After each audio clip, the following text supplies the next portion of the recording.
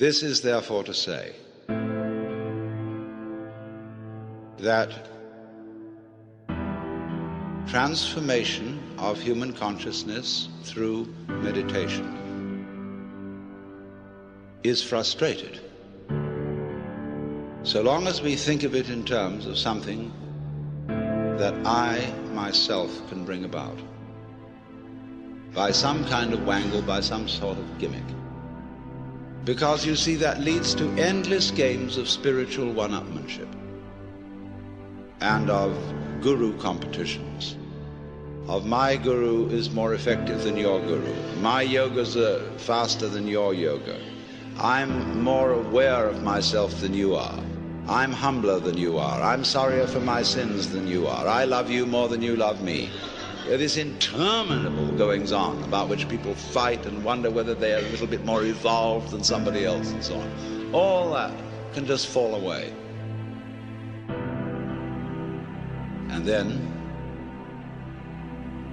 we get this strange feeling that we have never had, you see, in our lives, except occasionally by accident.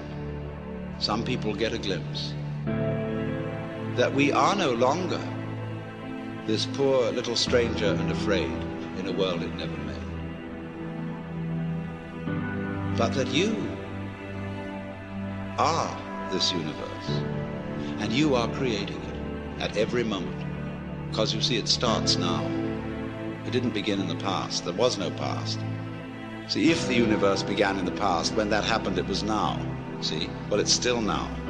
And the universe is still beginning now, and it's trailing off like the wake of a ship from now. And the wake of the ship fades out, so does the past. You can look back there to explain things, but the explanation disappears. You'll never find it there. Things are not explained by the past. They're explained by what happens now. That creates the past, and it begins here. That's the birth of responsibility.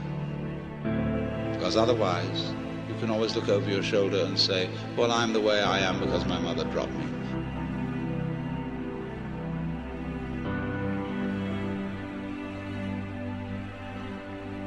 And she dropped me because she was neurotic, because her mother dropped her.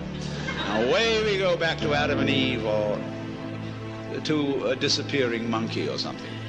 We never get at it.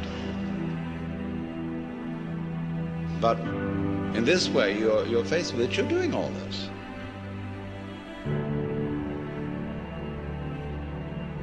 And that's an extraordinary shock. So,